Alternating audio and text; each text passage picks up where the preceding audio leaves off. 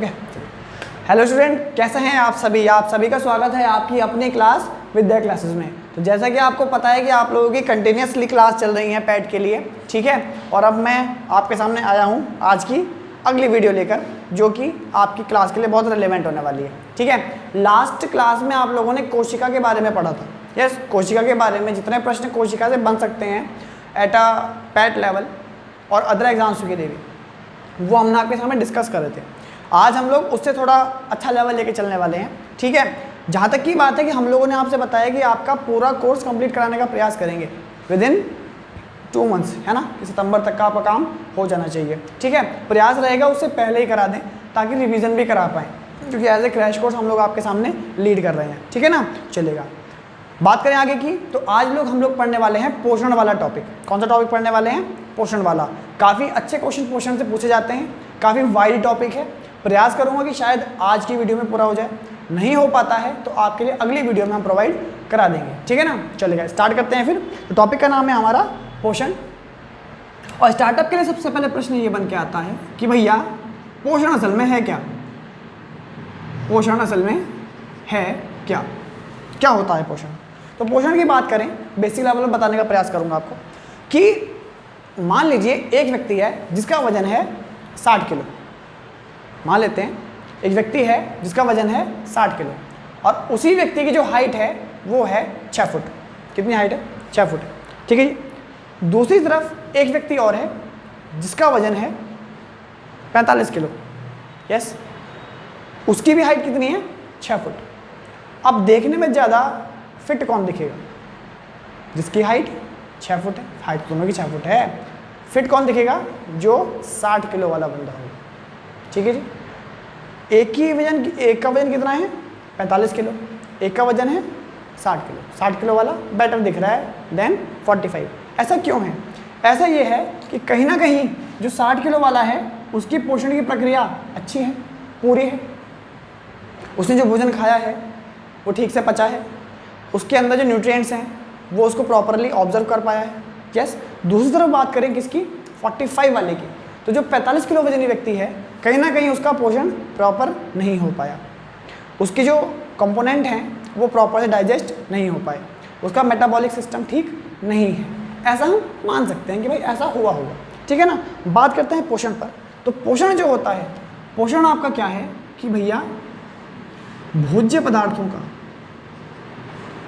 भोज्य पदार्थों का पूर्णतः अवशोषण। पूर्णतः अवशोषण।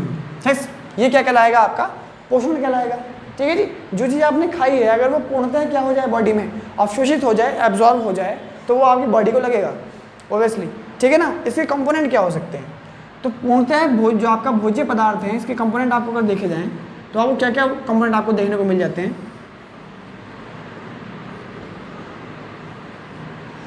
सबसे पहला कंपोनेंट आता है प्रोटीन। सबसे पहला कंपोनेंट कौन आता है? प्रोटीन आता है। फिर आता है कार्बोहाइड्रेट।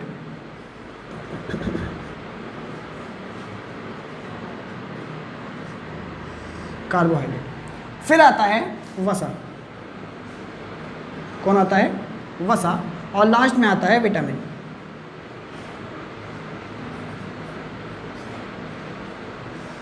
ठीक है जी। कुछ लोग इसमें मिनरल्स को भी जोड़ते हैं, खनिज पदार्थों को भी जोड़ते हैं, परंतु खनिज पदार्थ मुझे नहीं लगता यहाँ पर जोड़ने की आवश्यकता पड़ने वाली है, क्योंकि वो केमिस्ट्री का पार्ट बन जाता है, ठीक है ना। चलेगा, अब बात करते हैं किसकी? प्रोटीन, कार्बोहाइड्रेट, वसा और विटामिन की। तो सबसे पहले मैं बात करना चाहूँगा प्रोटीन के बारे में। तो प्रोटीन क्या है? प्रोटीन वो पदार्थ होते हैं जो आपकी बॉडी को एक प्रकार से स्ट्रक्चर प्रदान करते हैं।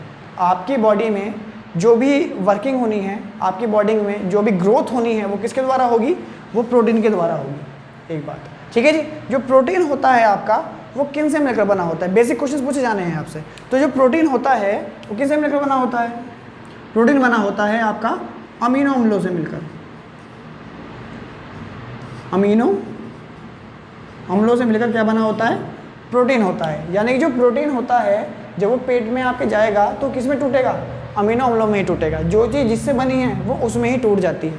मान लीजिए आपने मिट्टी का घड़ा लिया है, मिट्टी का घड़ा आप तोड़ देते हैं, तो मिट्टी का घड़ा तोड़कर क्या बनाएगा, मिट्टी तो बनाएगा, क्योंकि भाई मिट्टी से ही बना था। दैट मीन्स जिस चीज़ से जो चीज़ बनी होती है वह डिजॉल्व होकर वापस उसी चीज़ में मिल जाती है। जैसे प्रोटीन अमीनो अम्लों से मिलकर बना है, तो वो टूट के किस में जाएगा, अमीनो अम्लों में ही टूटकर जाने वाला है। ठीक है, आशा करता हूँ समझ में आया होगा। अगली बात करते हैं कार्बोहाइड्रेट की। कार्बोहाइड्रेट क्या होता है? कार्बोहाइड्रेट को थोड़ा तोड़ने का प्रयास कीजिए, तो कार्बो प्लस हाइड्रेट। कार्बो का मतलब हो गया कार्बन और हाइड्रेट का मतलब हो गया हाइड्रोजन। ठीक है जी, कार्बोहाइड्रेट में क्या आ गया, कार्बन, हाइड्रोजन, और हाइड्रेट का मतलब होता है जल से। हाइड्रेट का मतलब होता है जल, और जल का फॉर्मूला क्या होता है, जल का फॉर्मूला होता है H2O। तो हाइड्रोजन तो यहाँ पर है और साथ में क्या है, ऑक्सीजन भी है, यानी कि ऑक्सीजन भी साथ में मिलेगा, किसमें, कार्बोहाइड्रेट में। तो आपसे पूछेगा प्रश्न कि कार्बोहाइड्रेट में कौन कौन से अवयवी पदार्थ होते हैं, तो कार्बन, हाइड्रोजन और ऑक्सीजन अवयवी पदार्थों के रूप में कार्बोहाइड्रेट में उपस्थित होता है। ठीक है ना। प्रोटीन के अवयव क्या हो गए, अमीनो अम्ल हो गए। कार्बोहाइड्रेट के क्या हो गए, कार्बन, हाइड्रोजन और ऑक्सीजन हो जाते हैं। ठीक है जी, आई बात समझ में। वसा की बात कर लेते हैं भैया। वसा के बारे में बात करें तो वसा होता है फैट, और फैट मतलब चर्बी। फैट मतलब चर्बी।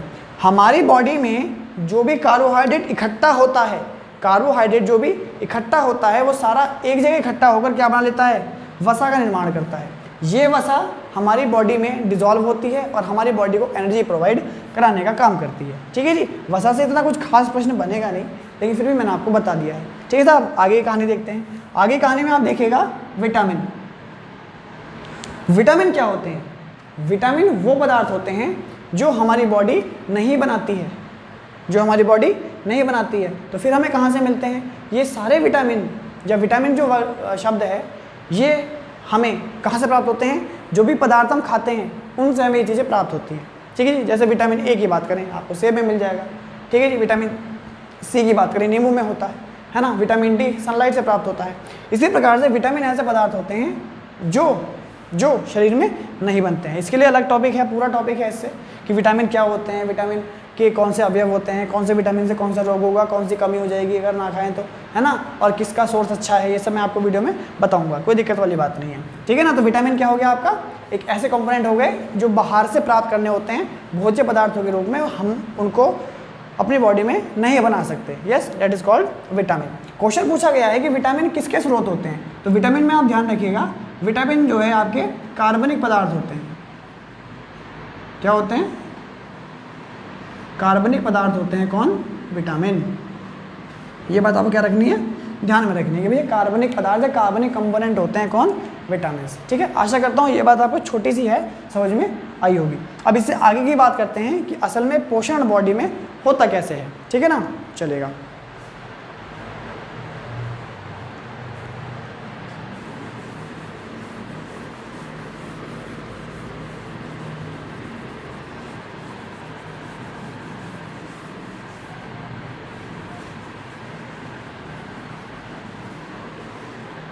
चलिए भाई, तो सबसे पहले क्या होता है, मान लीजिए आपने कोई भी ऑब्जेक्ट खाया, तो सबसे पहले क्या होगा, आप उसको अपने मुंह में फिट करेंगे। ठीक है ना, मुंह से खाएंगे। उसके बाद क्या होगा, आप उसको दांतों से चबाएंगे। ठीक है जी। उसके बाद क्या होगा, आपको स्वाद आएगा। उसके बाद क्या होगा, आप उसको निगल लेंगे। निगलने के बाद वो कहाँ जाएगा, आपके पेट में। कहाँ जाएगा, आपके पेट में। ठीक है जी। पेट में क्या होगा, पेट में अब होगी क्रिया। कौन सी क्रिया होगी, उपापचय की क्रिया होगी। कौन सी क्रिया होगी, मेटाबॉलिज्म की क्रिया होगी, उपापचय की क्रिया होगी। उपापचय क्या होता है, बॉडी के अंदर जो खाना गया है अब वो ब्रेक डाउन होना स्टार्ट होगा। क्या होगा, अब वो टूटना स्टार्ट होगा। टूटेगा किसमें, जो चीज़ जिससे बनी है उसमें टूट जाएगी। भाई जो आपने प्रोटीन खाया तो अमीनो एसिड में टूट के आपकी बॉडी को मिल जाएगा। आपने कार्बोहाइड्रेट खाया, आप जंक फूड खाने वाले हो, आपको कार्बोहाइड्रेट मिल जाएगा। आपने वसा खाया, आपको वसा मिल जाएगी। आपने विटामिन का सोर्स खाया, जूस पिया, आपको विटामिन मिल जाएंगे, है ना। तो मुंह से कहाँ पर आ गए, पेट में आ गए। पेट में सारी क्रियाएं होनी है। अब पेट में क्या होना है, डिसोल्यूशन हो गया, छोटे छोटे पार्टिकल में टूट चुका है आपका पदार्थ। अब वही पदार्थ कहाँ पहुँचता है, आगे पहुँचता है। आगे कहाँ पहुँचेगा, आगे पहुँचता है वो आंतों में। आंतें दो होती हैं, कौन कौन सी, छोटी आंत और बड़ी आंत। ठीक है जी। छोटी आंत क्या करती है, छोटी आंत जो भी भोजन आपने खाया है, ब्रेक डाउन किया है, उसमें से अवयवी पदार्थों का अवशोषण करती है। उनको खींचती है। मैंने अभी लिखा भी था कि अवशोषण होना बहुत आवश्यक है, तो छोटी आंत का सही होना बहुत आवश्यक है, ठीक है ना। अब क्या हो गया, अवशोषण हो गया। अवशोषण होने के बाद जो पार्टिकल बॉडी के लिए सुगराही थे वो बॉडी में पहुंचा दिए जाते हैं थ्रू योर ब्लड, आपके रक्त के द्वारा। यस, बचा हुआ विषाक्त पदार्थ बचा, विषाक्त मतलब जो वेस्ट है ना, जो आपका वेस्ट है, विशाला ना मत समझ लेना, जो वेस्ट है, वेस्ट मतलब आप समझदार हो, समझ गए होंगे। वो कहाँ पहुँच जाता है, आपका बड़ी आंत में पहुँच जाता है। बड़ी आंत में वो रात भर टिका रहता है, ठीक है, और सुबह को मलाशय के द्वारा उसको बॉडी से बाहर निकाल दिया जाता है। ये पूरी प्रोसेस होती है आपकी किसकी, पोषण की, ठीक है ना। तो सबसे पहले आप लोग क्या करने वाले हैं, सबसे पहले फर्स्ट स्टेप ये आता है कि आप भोजन को ग्रहण करेंगे, ठीक है जी, ग्रहण करेंगे। दूसरा स्टेप क्या आता है, दूसरे स्टेप में आप भोजन को निगल लेंगे, ठीक है जी, देसी भाषा में समझा रहा हूँ, निगल लेंगे। तीसरा स्टेप क्या आता है, तीसरे में भोजन पेट में पहुंच गया, उपापचय होगा। क्या होगा, उपापचय होगा। चौथा पॉइंट क्या होने वाला है, उपापचय के बाद क्या होगा, भोजन का अवशोषण होने वाला है। निगलने को स्वांगीकरण कहते हैं, आप निगलना या स्वांगीकरण दोनों लिख लीजिए, चलिए।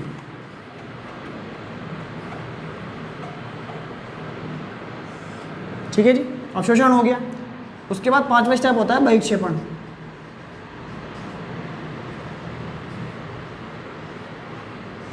बहिक्षेपण मीन्स हो गया कि अब बॉडी से बाहर ऑब्जेक्ट निकाल दिया जाएगा। किस फॉर्मेट में निकलेगा आप लोग भली भांति परिचित हैं, सभी के पास होता है। यस, चलिए आगे चलते हैं, ठीक है भैया। अब पहला स्टेप आया किसका, ग्रहण करने का। ग्रहण करने से क्या मतलब है, ठीक है, ग्रहण करने का मतलब क्या है कि आप लोग बर्थडे पार्टी में गए, आपको केक मिला, आपने केक उठाया, केक मुंह में रखा, चट कहानी समाप्त, ठीक है जी। तो हुआ क्या, सबसे पहले आपने क्या करा, ग्रहण करा। ग्रहण किससे करेंगे आप, ग्रहण करेंगे आप मुख से। किससे करेंगे, मुख से, ठीक है जी। मुख क्या है, मुख ईश्वर की दी हुई एक ऐसी सुंदर कलाकृति है जिसके द्वारा आप किसी को भी अटैक कर सकते हैं। ये सर जी क्या बता रहे हो, आ जाओ साइंस पढ़ लो, ठीक है, फिलोसॉफी ना पढ़ा करते ज़्यादा, साइंस पढ़ लिया करें। तो मुख क्या है भाई, मुख हमारे शरीर का सबसे ऊपरी भाग होता है जो भोजन को रखने के कार्य में आता है। और मुख के 3 भाग होते हैं जो हम लोग पढ़ने वाले हैं। कौन कौन से, मुख में आपको पाए जाएंगे दांत। कौन पाए जाएंगे, दांत पाए जाते हैं। मुख में आपको पाई जाएगी एक सुंदर सी जीभ, ये बहुत गलत गलत कांड करवा देती है। कांड ये करवा देती है, बेचारे छिद गाल जाते हैं, तब कांड करके पीछे पहुंच जाते हैं, ठीक है साहब। तीसरा होता है लार, one of the most important part of your body. क्या होता है, लार होता है, ठीक है जी। ये बात होगी किसके लिए, ग्रहण के लिए। ग्रहण किस में होगा, मुख में होगा। मुख के कितने भाग होते हैं, 3 भाग होते हैं, दांत, जीभ और लार, ठीक है जी। ज़्यादा हाईफाई लेवल पर ना जाते हुए हम पढ़ते हैं दांत क्या होते हैं भैया। तो दांत कितने प्रकार के होते हैं भाई, दांत 4 प्रकार के होते हैं। कितने प्रकार के होते हैं मेरे भाई, 4 प्रकार के होते हैं, ठीक है जी। चलो दांत की बात लेते हैं, कौन कौन से होते हैं, चलो ये भी देख लेते हैं। सबसे पहले आता है कृंतक, कृंतक। फिर आता है रत्नक, रत्नक या रत्नक जो भी आपको बेटर लगे लिख लेना है, ठीक है जी, रत्नक। फिर आता है अग्रचवर्णक, अग्र चवर्णक। और लास्ट में आता है आपका चवर्णक। कौन आता है साहब, चवर्णक आता है। अब इनको याद करना बड़ा आसान है कि कृंतक से कैसे कृंतक और कैसे काटना, कैसे कृंतक और कैसे काटना, ठीक है जी। तो कृंतक का काम क्या हो गया, भोजन को काटने का काम करते हैं, ठीक है जी। सर यहाँ तक बोर्ड आ रहा है क्या मेरे पास, आ रहा है ना, ओके सर, चलिए लिख देता हूँ मैं। तो कृंतक का काम क्या हो गया, भोजन को काटने का काम करते हैं। किसका काम करते हैं, भोजन को काटने का काम करते हैं। कैसे कृंतक, कैसे काटना, आगे चलते हैं। रत्नक क्या करते हैं, ये भोजन को चीरने फाड़ने का काम करते हैं। भाई रोटी खाइए कभी, हाँ बहुत बढ़िया। तो क्या होता है, रत्नक भोजन को चीरने का काम करते हैं, फाड़ने का काम करते हैं। आ रही बात समझ, ठीक है। और यहाँ पर आपको देख पा रहे हो, थोड़ी बहुत हिंदी तो आती होगी कि भाई चवर्णक और चवर्णक यानी कि दोनों क्या काम करेंगे, दोनों भोजन को चबाने का काम करेंगे। और चबाता कौन है, आपकी दाढ़ें चबाती हैं। कौन चबाती है, पिछले दांत होते हैं, इनको दाढ़ कहते हैं, वो चबाती हैं। यस, तो कृंतक से काटना, रत्नक से आपका चीरना और चवर्णक हो गए चबाने का काम करें। आई होप आपको ये बात समझ में आ रही होगी, क्लियर हो गया। चलेगा, जो आपका दांत होता है इसमें 2 लेयर पाई जाती हैं जिस बात क्वेश्चन पूछा जाता है। एक सबसे ऊपरी लेयर जिस पर हम ब्रश करते हैं, इट इज कॉल्ड इनेमल, जिसको इनेमल कहते हैं, और एक अंदर की लेयर बीच वाली जो रक्त का प्रवाह करवाती है उसे कहते हैं डेंटाइन। ये वर्ड आप ध्यान रखिएगा, ये क्वेश्चन आपका पूछा जाना है। इनेमल और डेंटाइन 2 लेयर होती हैं किसमें, दांतों के ऊपर। सफ़ेद वाली को इनेमल कहते हैं और दूसरे वाले को डेंटाइन कहते हैं। ठीक है जी। दांत किसके बने होते हैं, कैल्शियम कार्बोनेट, कैल्शियम ऑक्सीनेट के बने होते हैं, ये नहीं पूछने वाला कोई आपसे। चलेगा, आगे चलते हैं। जीभ के बारे में बात करें तो जीभ क्या है, जीभ स्वाद ग्रहण करती है। क्या होती है, जीभ स्वाद ग्रहण करती है। इसमें स्वेद, आपके स्वाद के लिए क्या होती हैं, कलिकाएँ होती हैं। क्या होती हैं, कलिकाएँ होती हैं, जिसकी वजह से जीभ क्या करती है, स्वाद ग्रहण करती है। जीभ का जो अगला भाग है वो मिठास के लिए, जीभ का पिछला भाग कड़वाहट के लिए, साइड वाले भाग नमकीन व खट्टे पदार्थों के लिए सुग्राही होते हैं। नॉर्मल बात है ये, बात आप कुछ खाएंगे, टेस्ट करेंगे तो भी आपको पता लग जाएगी, कोई भारी बात नहीं है बताने वाली। ठीक है ना, चलेगा। जीभ हो गया। अब आते हैं लार पर, ये मुझे इंपॉर्टेंट है भाई। ये कौन है, ये आपकी इंपॉर्टेंट होती है। तो लार जो होती है, सबसे पहले लार कहाँ से निकलती है, लार निकलती है लार ग्रंथियों से। कहाँ से निकलती है, लार ग्रंथि।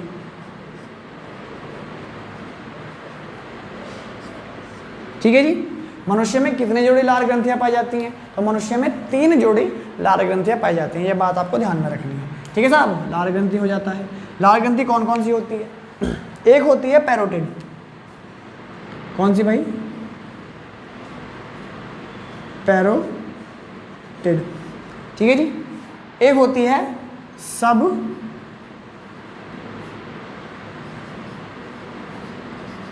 मैंडिबुलर, पैरोटिड, सब मैंडिबुलर, और एक होती है सबलिंगुअल।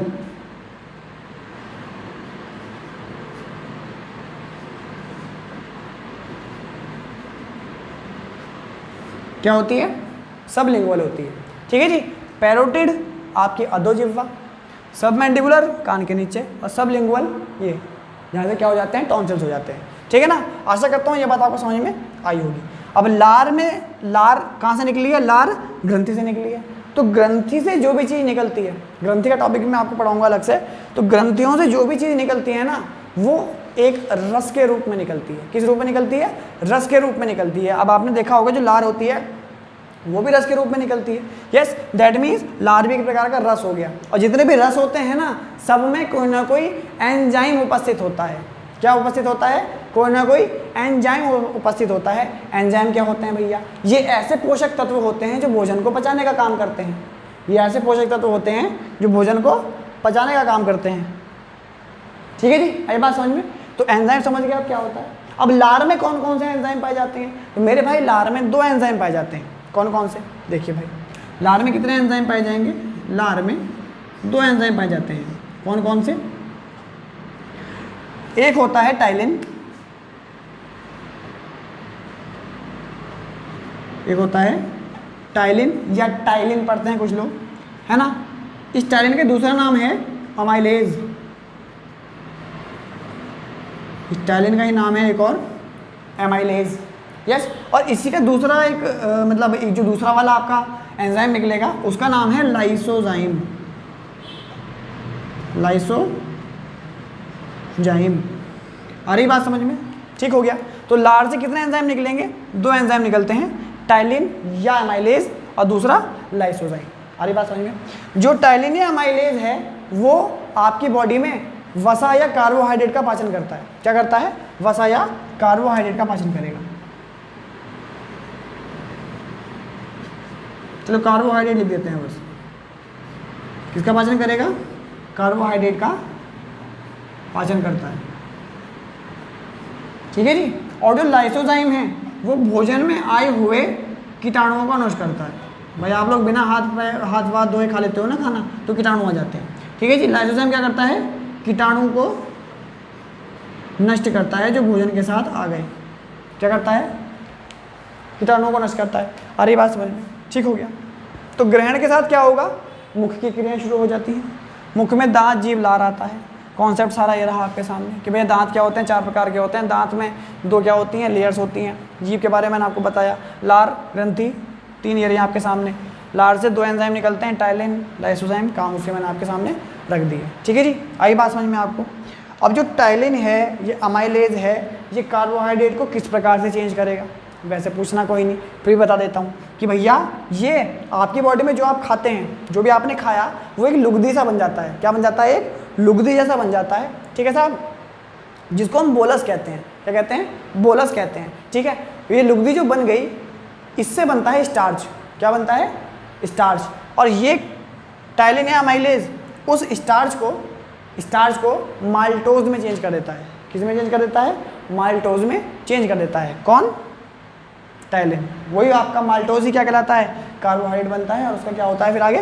पाचन होता है। लाइसोजाइम में आप समझ चुके हैं कि कीटाणुओं को नष्ट करता है। कौन? आपका लाइसोजाइम। ठीक है, आशा करता हूँ ये बात आपको समझ में आई होगी। ठीक है, ये काम किसके लिए हो गया? ये काम हो गया आपको ग्रहण वाले कॉन्सेप्ट के लिए। ठीक है जी, अब बात करते हैं स्वांगीकरण की। स्वांगीकरण क्या होता है? स्वांगीकरण ये होता है कि अब खाना आपके गले से उतरेगा, घूमता घामता कहाँ जाएगा? पेट में पहुँचेगा। यानी कि एक नली के द्वारा ये सारी क्रिया होने वाली है। किसके द्वारा? एक नली के द्वारा ये सारी क्रिया होने वाली है, जिसे हम कहते हैं ग्रास नली। क्या कहते हैं भाई? ग्रास नली हम इसको कहते हैं। ठीक है ना, ग्रास नली हम इसको कहते हैं।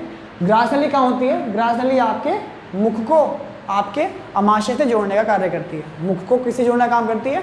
अमाशय से जोड़ने का काम करती है। अब एक बात ध्यान रखिएगा कि ग्रास नली से प्रश्न बनता है कि शरीर के किस भाग में पाचन नहीं होता है, तो आंसर हो जाता है ग्रास नली। ठीक है जी, क्या हो गया आंसर? ग्रास नली। ग्रास नली में कोई भी पाचन नहीं होता। क्यों नहीं होता है?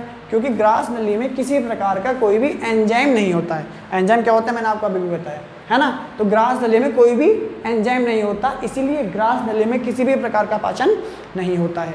आशा करता हूँ ये बात आपको समझ में आई होगी। ठीक है, परंतु ग्रास नली में जब आप भोजन को निगलते हैं तो भोजन को निगलने के लिए एक प्रेशर लगाना पड़ता है इस प्रकार से।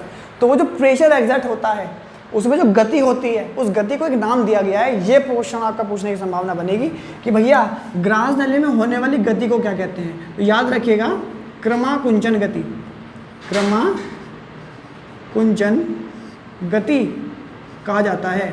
ग्रास नली में होने वाली गति को क्रमाकुंचन गति कहते हैं, जिसके द्वारा भोजन नीचे की तरफ प्रेशराइज होता है, शिफ्ट होता है। आशा करता हूँ ये बात आपको समझ में आ गई होगी कि भैया किस में काम करते हैं? क्रमाकुंचन गति में हम लोग काम करते हैं। ठीक है जी, कॉन्सेप्ट क्लियर हो रहे हैं? आशा करता हूँ हो रहे होंगे। ठीक है ना। इसके बाद थर्ड कॉन्सेप्ट बन के आता है कौन सा? उपापचय।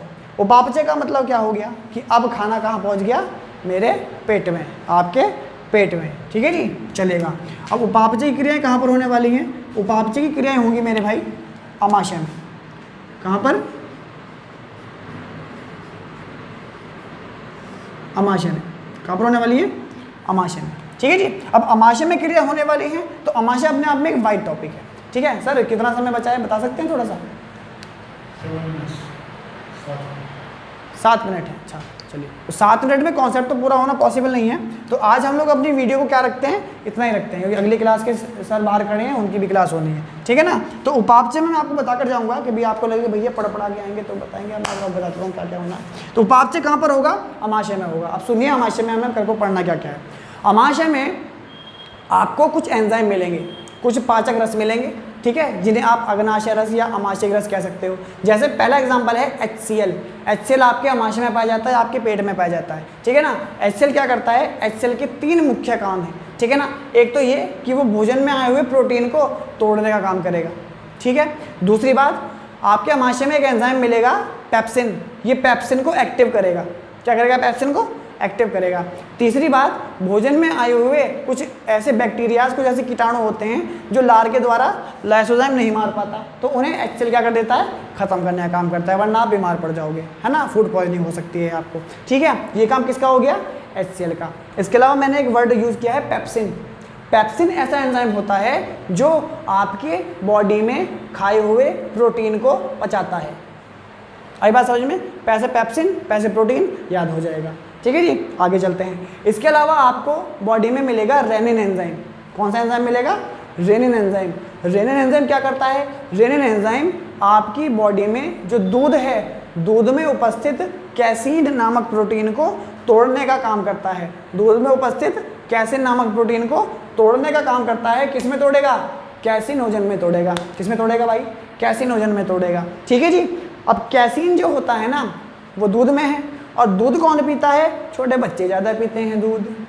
यानी कि रेनिन जो एक्टिव रहता है छोटे बच्चों में ज़्यादा एक्टिव रहता है। कैसे रहता है ये मैं आपको कल बताऊंगा। ठीक है ना, चलेगा। ठीक है जी। तो ये क्या हो गया आपका कॉन्सेप्ट हो गया रेनिन के लिए। अभी बात समझ में आपको क्लियर है आपको? ठीक है, ये कॉन्सेप्ट होते हैं किसके लिए? अमाशय में जो क्रिया आपकी होने वाली है। ठीक है जी, आई होप आशा करता हूँ आपको समझ में आया होगा। इसके अलावा आज कोई स्टूडेंट का कॉल आया था मेरे पास कि सर असिस्टेंट ऑपरेटर की फिजिक्स भी आप पढ़ा दीजिए। तो भाई टेंशन ना लो, नोटिफिकेशन आने दो आप असिस्टेंट ऑपरेटर का।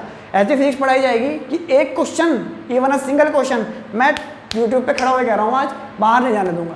ठीक है जी। असिस्टेंट ऑपरेटर का पेपर, उसका डिस्क्रिप्शन सारा पढ़ रखा है, नोटिफिकेशन देख रखा है, कोर्स देख रखा है, टॉपिक्स के नाम देख रखे हैं। आप लोग टेंशन मत लो, आपको केवल सपोर्ट करना है यार। ठीक है, हम लोग खड़े हैं, हमारी टीम खड़ी है। मैं आपको गारंटी दे रहा हूँ, वादा कर रहा हूँ आपसे कि भाई साहब आपका सिलेक्शन हमारी वजह से ख़राब नहीं होगा। ठीक है, और ये मैं अपनी तरफ से नहीं कह रहा, मैं अपनी पूरी टीम जो हमारी पढ़ा रही है ना, जो और टीचर्स आने वाले हैं इनके अलावा भी, उनकी तरफ से भी मैं आपको मोटिवेशन दे रहा हूँ। ठीक है, तो आप टेंशन ना लें, आप मस्त रहें, व्यस्त रहें, माता पिता का सम्मान करें। इसी के साथ जय हिंद, वंदे मातरम, भारत माता की जय। कल मिलते हैं नेक्स्ट क्लास में। Thank you so much.